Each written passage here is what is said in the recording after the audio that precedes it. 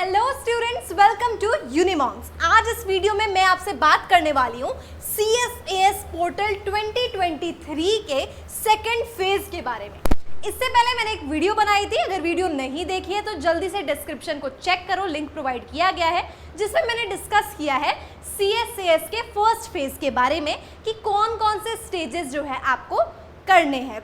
उन स्टेजेस को आप जब पास कर लेंगे तो उसके बाद आप आ जाएंगे सेकेंड फेज में।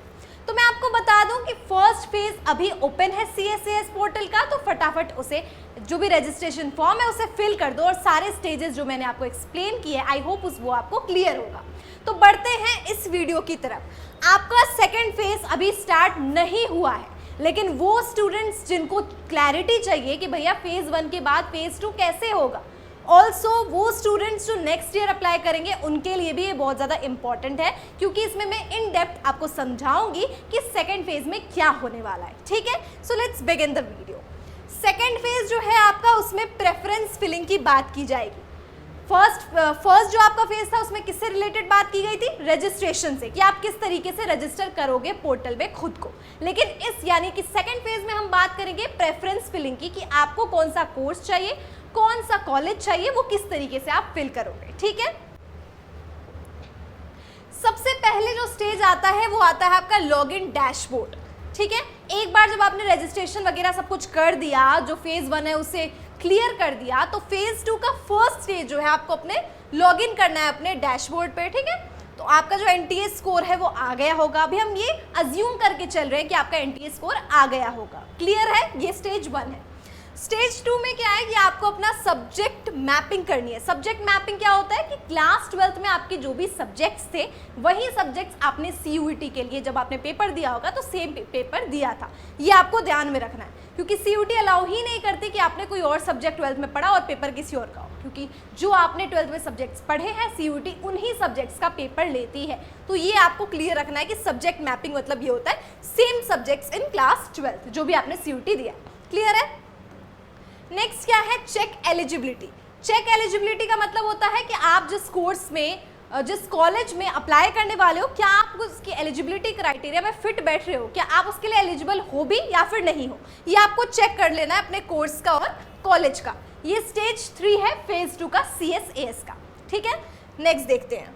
नेक्स्ट है जो सबसे इंपॉर्टेंट स्टेज है फेज 2 के CSAS का, वो ये है कि आपको अपना कॉलेज और कोर्स प्रेफरेंस जो है वो रखना है। क्या मतलब है इसका? Order of selection for allocation of seat. आप जिस तरीके से प्रेफरेंस लिस्ट को फिल करोगे उसी तरीके से आपको जो है सीट्स एलोकेट किए जाएंगे। एग्जाम्पल्स मैं बार बार देती रहती हूँ, एक बार फिर से रिपीट कर देती हूँ। इंग्लिश ऑनर्स के लिए अगर मैंने सेंट स्टीफन भरा है, ठीक है, और मेरा एक डिसेंट स्कोर आया है तो मुझे सेंट स्टीफन मिलेगा। उसके बाद मैंने हिंदू डाला है, दौलत राम डाला है, तो उस प्रेफरेंस के अकॉर्डिंग जो एलोकेट किया जाएगा आपको सीट। लेकिन फॉर एग्जांपल अगर मैंने सेंट स्टीफन को नहीं एलोकेट किया, यानी सेंट स्टीफन को मेरा प्रेफरेंस लिस्ट में ही फर्स्ट पे नहीं है और प्रेफरेंस लिस्ट में मैंने फर्स्ट पे फॉर एग्जांपल DCSE डाल दिया, ठीक है, तो इवन अगर आप एक डिसेंट स्कोर करते हो NTA में, मतलब CUET में, तो फिर भी आपको जो है सेंट स्टीफन नहीं मिलने वाला। क्यों नहीं मिलने वाला? क्योंकि भैया प्रेफरेंस लिस्ट में तो आपने सेंट स्टीफन डाला ही नहीं, तो फिर किस तरीके से आप उम्मीद करोगे आपको सेंट स्टीफन मिलेगा। इसीलिए स्टूडेंट्स मैं बार बार एम्फेसाइज कर रही हूं कि जब भी आप अपना प्रेफरेंस लिस्ट भरोगे तो इस बात का खास ख्याल रखना कि किस कोर्स में कौन सा कॉलेज है जो बहुत ज़्यादा प्रोफिशिएंट है, यानी जो भी आप कोर्स परस्यू करना चाहते हो उस कोर्स में कौन सा कॉलेज जो है वो टॉप में आता है, उसी अकॉर्डिंग अपना प्रेफरेंस लिस्ट जो है वो तैयार करना। ठीक है, क्योंकि सीट्स जो है वो आपके प्रेफरेंस लिस्ट के अकॉर्डिंग ही आपको एलोकेट की जाएगी। क्लियर है, ये स्टेज 4 है। स्टेज 5 की बात करूँ, आपको सबमिट करना है। ठीक है, सबमिशन से पहले मेक श्योर जो भी आपने सब कुछ सिलेक्ट किया है, जो भी आपने डिटेल्स डाली हो वो एक्यूरेट हो, क्योंकि इसके बाद एडिटिंग अलाउ नहीं की जाएगी। इसके बाद आप किसी भी तरीके का मॉडिफिकेशन नहीं कर पाओगे। इसीलिए मेक श्योर कि इस स्टेज पर आते आते आपके सारे जो कुछ भी आपने फिल किया है वो सब सही हो, एक्यूरेट हो। ठीक है, लास्ट हम बात करते हैं। तो ये जब आप सबमिट कर दोगे ना, तो इसके बाद यूनिवर्सिटी क्या करेगी? अनाउंस करेगी अपने रैंक्स। क्या रैंक्स? मतलब लास्ट चांस मिलेगा आपको कि आप मॉडिफाई कर सकते हो अपना प्रेफरेंस। इसका क्या मतलब हुआ, इस स्लाइड को अच्छे से समझो। देखो, जब आपने फेज 2 यानी कि जब आपने ये सारे जो भी मैंने आपको स्टेजेस बताए वो सब कुछ क्लियर हो गया, ठीक है, प्रेफरेंस लिस्ट आपने भर दी, कोर्स भी सिलेक्ट कर लिया, कॉलेज भी कर लिया, जो कुछ भी है सब कुछ कर लिया।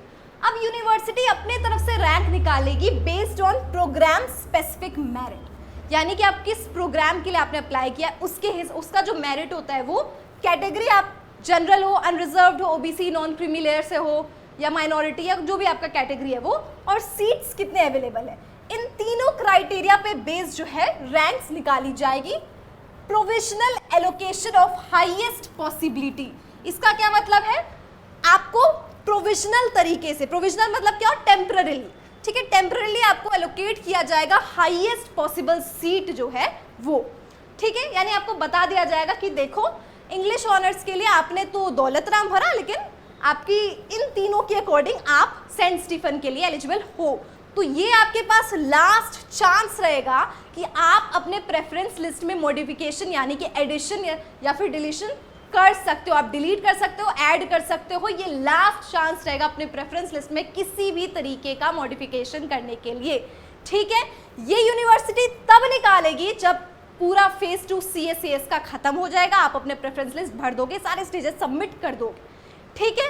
अब यहाँ पर अगर आपने कोई भी मॉडिफिकेशन नहीं किया, इसके बाद मॉडिफिकेशन नहीं अलाउड होगा, इसीलिए यूनिवर्सिटी अपना provisional allocation of highest possible seat provisionally temporarily आपको एलोकेट कर देगी कि देखो आप इसके लिए एलिजिबल हो, लेकिन आपने तो फॉर्म में ये डाला नहीं, मॉडिफिकेशन करना है आपके ऊपर है, आप कर भी सकते हो नहीं भी कर सकते हो, इसीलिए इसको बहुत ज़्यादा ध्यान से देख लो और समझ लो, ठीक है। आज की वीडियो में बस इतना ही, मैं मिलती हूँ आपसे नेक्स्ट वीडियो में। अगर कोई भी डाउट, किसी भी टाइप का कुछ भी डाउट आपके मन में आता है, कमेंट सेक्शन में बताओ, मैं पर्सनली आपको रिप्लाई करूँगी, ठीक है। अगले वीडियो में मैं आपको फेज 3 समझाऊंगी CA/CS पोर्टल का। आई होप आपको ये जो वीडियो काफ़ी मीनिंगफुल लगी हो, और अपने फ्रेंड्स के साथ शेयर करो, वीडियो को लाइक करो और चैनल को यूनिमॉन्क्स को सब्सक्राइब ज़रूर से ज़रूर कर लेना। चलो, सी यू, बाय बाय।